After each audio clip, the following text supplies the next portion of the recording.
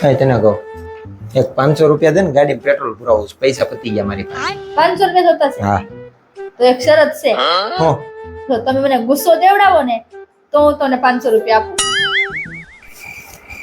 શું કહેશો? એમ કહું છું કે તમારે પૈસા જોતા હોય ને તો મને પેલા ગુસ્સો દેવડાવો, પછી હું તમને 500 રૂપિયા આપું. એમ શું કહેશો?